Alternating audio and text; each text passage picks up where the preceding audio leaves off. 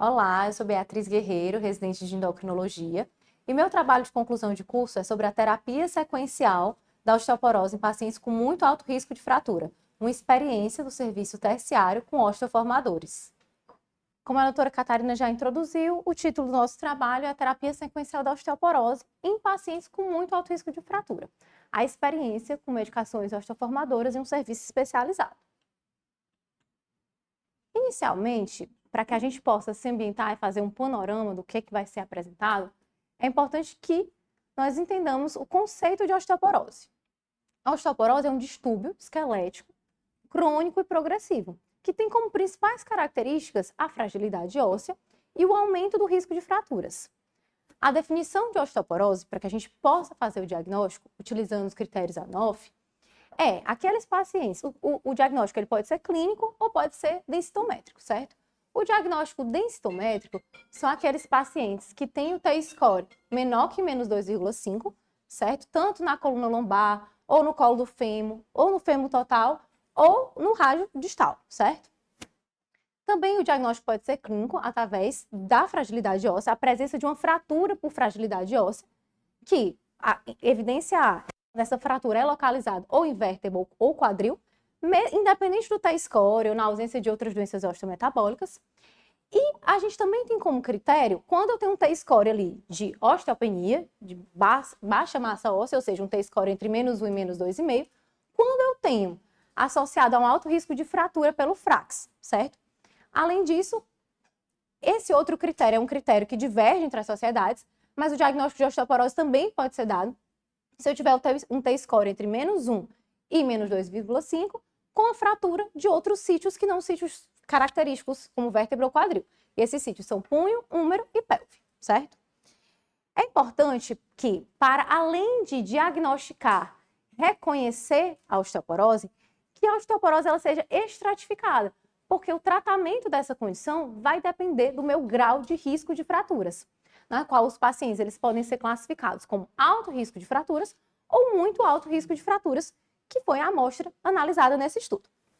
Para que a gente possa definir muito alto risco de fraturas, também existem vários critérios que são divergentes entre as sociedades, mas nós nos guiamos pelos critérios da Sociedade Brasileira de Endocrinologia e Metabologia, junto com a Abraço, certo? Esses critérios eles foram definidos em 2019 e a gente considera muito alto risco de fratura quando, além de um T-score menor que 2,5, o paciente tem uma fratura ou de sítio vertebral ou de quadril, ou quando o paciente tem critérios clínicos, múltiplas fraturas vertebrais ou 2 ou mais fraturas osteoporóticas não vertebrais. Isso independente do sítio esquelético ou do T-score, certo? Além disso, eu posso classificar o paciente como muito alto risco quando ele tem uma fratura por fragilidade, no caso de ser um paciente que faz um uso crônico de glicocorticoides. Outro critério que é bastante importante, que eu gostaria de destacar, é quando eu tenho um T-score que configura muito baixa massa óssea, ou seja, um T-score menor que -3, adicionado a um fator de risco, a um fator de risco adicional, que pode ser o paciente que tem um T-score menor que -3 e mais de 65 anos, ou T-score menor que -3, ou uma fratura por fragilidade, ou alto risco de queda, que são pelo menos 2 quedas num período de 12 meses, ou também o uso de glicocorticoides. E a outra forma de classificar o paciente como muito alto risco é quando a gente usa uma ferramenta chamada FRAX Brasil, que é uma calculadora que vai estratificar o risco dos pacientes, e esse FRAX Brasil é indicativo de muito alto risco de fratura. Então, como eu falei, além de reconhecer e diagnosticar, o segundo passo é que a gente faça a estratificação de risco do paciente, porque essa estratificação ela vai ser determinante da definição de qual tratamento o paciente deve fazer. Os pacientes que têm, inicialmente, todos os pacientes que têm osteoporose, eles vão ser classificados como alto risco ou como muito alto risco, como mostra ali a figura acima. Então, os pacientes que têm muito alto risco, eles têm indicação de fazer o tratamento com osteoformadores, as medicações anabólicas, como tratamento de primeira linha para a osteoporose. Por quê? Porque em diversos estudos que nós vamos conversar no decorrer da apresentação, mostra que os tratamentos osteoformadores, eles têm um ganho significativamente maior de massa óssea, tanto em coluna vertebral quanto em quadril, que são sítios importantes de fratura por fragilidade, quanto justamente por esse aumento de massa óssea, esse ganho de T-score, eles têm uma maior e mais rápida eficácia na prevenção de fraturas, tanto fraturas vertebrais quanto fraturas não vertebrais. Então, aqui nessa seta, a gente pode ver qual seria a história natural da osteoporose. Seria rastrear, diagnosticar, estratificar e tratar. Muito alto risco, um tratamento com terapia osteoformadora. E a terapia ela deve ser feita de forma sequencial, ou seja, iniciar uma terapia e depois passar para outra terapia. Por quê? A monoterapia, quando eu faço uma medicação só, a longo prazo, pode cursar com efeitos, tanto efeitos colaterais, quanto com a necessidade de você ter uma duração restrita para aquela terapia. Os estudos eles só mostram benefício até um determinado tempo de tratamento com uma terapia específica. E o fato de eu fazer uma terapia sequencial, ou seja, iniciar com um tratamento e depois passar para outro, também potencializa os benefícios de fazer a associação de medicações. Então, o tratamento sequencial clássico preconizado para os pacientes com osteoporose e muito alto risco de fratura é iniciar o tratamento com medicação osteoformadora e depois, para que haja pelo menos a manutenção da massa óssea, se passe para a terapia antirreabsortiva, certo? Mas também existe a sequência inversa, que é começar com a medicação antirreabsortiva para depois passar para uma medicação osteoformadora. Na prática clínica mundial, no cenário mundial, muitas vezes o que acontece é iniciar o tratamento com antirreabsortivo e depois passar para a medicação osteoformadora. Isso por quê? Porque o custo das medicações osteoformadoras é maior, a disponibilidade dessas medicações muitas vezes são medicações menos acessíveis e muitas vezes o risco ele é dinâmico. O paciente começa sendo estratificado como alto risco e durante o tratamento fratura, por exemplo, e é reclassificado como muito alto risco, certo? Além de existir também a falha terapêutica aos bisfosfonatos. Aqui, nesse slide cedido pela minha orientadora, a doutora Catarina, é importante a gente mostrar que na literatura nós não temos um número robusto de estudos comparando osteoformadores com antirreabsortivos, certo? Mas quando a gente fala de alguns estudos, como o Vero, como a análise pós-hoc do Active, como o ARCH, a gente fica ainda mais evidente a superioridade do osteoformador em relação ao antirreabsortivo na diminuição do risco de fraturas, especialmente fraturas vertebrais. Aqui no Vero, a teriparatida conseguiu diminuir 56% das novas fraturas vertebrais em um ano. Já na análise pós-hoc do Active, a baloparatida diminui em 71% o risco de novas fraturas vertebrais. E no estudo mais recente, que é o ARCH, que é com romosozumab, que também é uma medicação mais recente, que foi aprovada em 2019, houve uma diminuição de fraturas vertebrais 48% em 2 anos, e aí a diferença dos outros é que também teve uma diminuição de fraturas não vertebrais, menos de 9% em 33 meses, e menos de 38% do risco de fraturas de quadril também em 33 meses. Diante desse preâmbulo, qual o objetivo geral do nosso estudo? O objetivo é analisar a eficácia da terapia osteoformadora em pacientes acompanhados no ambulatório de doença osteometabólica em um serviço de atenção especializada. Os objetivos específicos são descrever as características clínicas e densitométricas da população de pacientes com osteoporose e muito alto risco de fraturas, que tem indicação de terapia osteoformadora, analisar a resposta desse grupo, dessa população, a resposta densitométrica ao tratamento com osteoformadores e comparar a resposta densitométrica quando eu faço o tratamento com osteoformadores e com antirreabsortivos.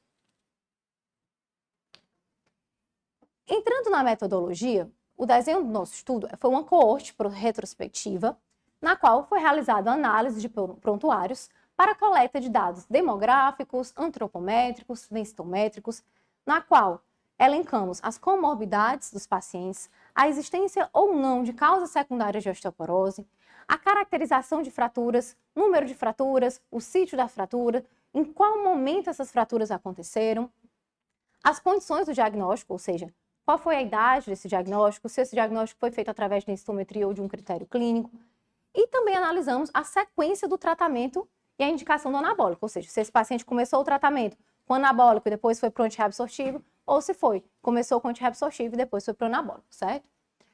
Utilizamos uma ampla base de dados, Cielo, Lilacs, Medline, Google Scholar, enfim. E a população e a amostra do estudo foi definida com pacientes com osteoporose e muito alto risco de fratura, que foram submetidos à terapia osteoformadora com teriparatida, romosozumab ou ambas as medicações. Esses pacientes são pacientes acompanhados no núcleo de atendimento multidisciplinar, doenças osteometabólicas, aqui na endocrinologia do Hospital Universitário das Walter Cantídio, Hospital das Clínicas. Esses pacientes os pacientes incluídos são os pacientes que foram acompanhados no período de janeiro de 2010 até dezembro de 2024. E quais foram os critérios de inclusão utilizados? Ter osteoporose e muito alto risco de fratura, ter pelo menos 18 anos, ter feito uso de medicações osteoformadoras, ou seja, teriparatida ou romosozumab, e ter um acompanhamento regular. Foram excluídos aqueles pacientes que não aderiram ao tratamento pelo tempo mínimo preconizado, ou seja, 12 meses para o romosozumab e 24 meses para a teriparatida. Ou aqueles pacientes que se negarem em algum momento a participar do estudo, ou que não tinham dados clínicos densitométricos completos descritos nos prontuários. Nós seguimos as normas, as diretrizes éticas da resolução número 466/12 do Conselho Nacional de Saúde, que é quem faz as diretrizes das pesquisas em seres humanos. Todos os pacientes assinaram um termo de consentimento livre e esclarecido, garantindo a confidencialidade dos dados, e o estudo já teve aprovação pelo Comitê de Ética e Pesquisa aqui do Hospital Universitário Walter Cantídio. Para análise estatística, os dados eles foram colocados na plataforma REDCap e analisados pelo programa SPSS. As variáveis numéricas nós analisamos através da média e do desvio padrão. E para comparação das amostras pareadas, os testes utilizados foram o teste T de Student, quando os dados têm distribuição normal, e o teste de Wilcox são para os dados com distribuição não normal.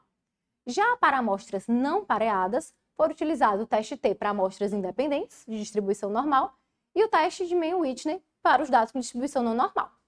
O nível de significância assumido foi de P menor ou igual a 0,05, e para classificar a dimensão do efeito, nós utilizamos dois critérios diferentes: os critérios de Cohen para dados de distribuição normal e os critérios de Rosenthal para os dados de distribuição não normal. A estratificação vai ser descrita abaixo de cada tabela, certo? Então, inicialmente, o que nós encontramos nos resultados? O N de pacientes incluídos no estudo foi de 22 pacientes, e aqui, nessa tabela, nós colocamos algumas características demográficas e antropométricas. O que importa, o que vale ser ressaltado é que a grande maioria da amostra eram mulheres, são 20 mulheres e 2 homens, a idade média ao diagnóstico foi de 56 anos, e todos os pacientes, na verdade, a média de peso, de altura e de IMC classificava os pacientes na faixa de eutrofismo. Nesse primeiro quadro, nós temos a média e o desvio padrão da densitometria óssea dos pacientes ao diagnóstico. E o que chama a atenção é que o T-score da coluna lombar desses pacientes era um T-score de menos 4,3, ou seja, já configurando muito baixa massa óssea. O T-score de colo de fêmur era um T-score de menos 2,7. Quando nós analisamos causas secundárias de osteoporose, metade da amostra estudada foram identificadas causas de osteoporose secundária em metade da amostra estudada, ou seja, um N de 11 pacientes. Desses 11 pacientes, 46% a causa era o uso de glicocorticoides, 27% hiperparatireoidismo e 27% hipogonadismo. Quando analisamos as fraturas, dos 22 pacientes, 20 pacientes apresentaram fraturas, 17 antes do início dos osteoformadores, 2 durante o uso da teriparatida e apenas 1 após o uso da teriparatida. Em relação ao número de fraturas, o número total de fraturas foi de 40, dessas 39 foram fraturas por fragilidade e apenas uma foi uma fratura femoral atípica. E o sítio de fraturas, 11, ou seja, 55% dos pacientes tiveram fraturas múltiplas. Se a gente for ver por localização, 60%, 12 pacientes fraturas vertebrais, 3 pacientes com fratura em colo de fêmur e 12 pacientes com fraturas em outros sítios, ou seja, temos uma elevada prevalência de fratura, corroborando a fragilidade óssea importante nos pacientes com osteoporose, muito alto risco de fratura. Chama a atenção para o dado que a média de tempo entre a fratura e o início da medicação anabólica foi de 3,9 anos, ou seja, um tempo que na discussão nós vamos falar mais detalhadamente, um tempo considerado prolongado. A primeira tabela vai nos mostrar a densitometria óssea pré e pós-tratamento com os bisfosfonatos. O que nós encontramos de dado significativo é que, após o tratamento com bisfosfonatos, houve ganho significativo no T-score da coluna lombar, ou seja, aqui o P de 0,043 e uma dimensão de efeito considerada moderada.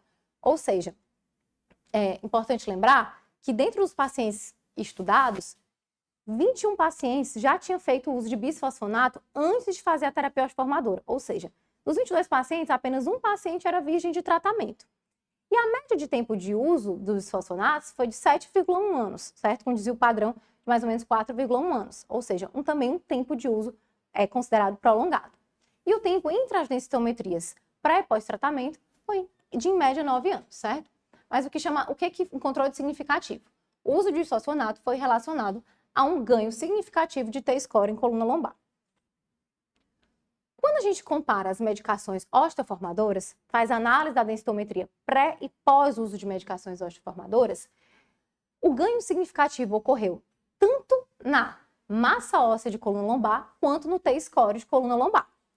Dos pacientes que fizeram medicações osteoformadoras, 13 usaram teriparatida, 7 romosozumab e 2 pacientes usaram ambas as medicações, mas não em sequência. Fizeram teriparatida, depois um antirreabsortivo e depois romosozumab. A idade média do início de osteoformadores foi de 65 anos e o tempo médio entre as densitometrias de 2,6 anos, certo? Ressaltando mais uma vez que aqui, com os osteoformadores, o ganho foi significativo em massa óssea na coluna lombar e em T-score na coluna lombar. Talvez essa seja a tabela mais importante dentro da nossa tabela de resultados, que é a tabela que compara a densitometria óssea entre os bisfosfonatos e os osteoformadores. E aqui, qual o dado que nos chama a atenção? Que na coluna lombar, de forma significativa, os osteoformadores apresentaram um ganho significativamente maior do que o bisfosfonato no T-score de coluna lombar. Você vê que aqui o osteoformador ganhou 0,9 de T-score, enquanto o bisfosfonato ganhou 0,3, sendo o P significativo. Em relação à massa óssea da coluna, o P ele ficou limítrofe, 0,063, com a dimensão de efeito que é considerada modesta. Mas o que isso significa? Que, como esse P ficou limítrofe, a projeção estatística é que, se o N amostral fosse maior, provavelmente os osteoformadores também teriam tido ganho significante de massa óssea na coluna ao serem comparados com os bisfosfonatos. A outra tabela mostra que nós comparamos a eficácia de teriparatida com romosozumab.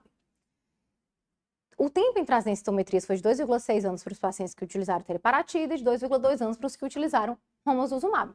E o que chama a atenção, que também é corroborado pela literatura, é que ambas as medicações são eficazes. Não houve diferença significativamente estatística entre teriparatida e romosozumab na amostra estudada. E após usar osteoformador, todos os pacientes foram transicionados para a terapia antirreabsortiva com bisfosfonatos em 15 pacientes e denosumab para 7 pacientes, certo? Então, entrando na discussão, o que o nosso estudo encontrou e que corrobora os dados da literatura?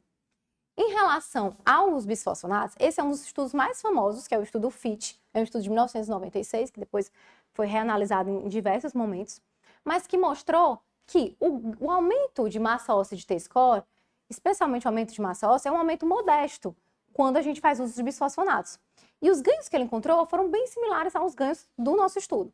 Quando a gente pensa em colo femoral, o FIT encontrou um ganho de 4,6%. Nós encontramos um ganho de 4,8%. Quadril, fêmur total, 5%. Nós encontramos 3,2%. E na coluna lombar foi praticamente a mesma coisa.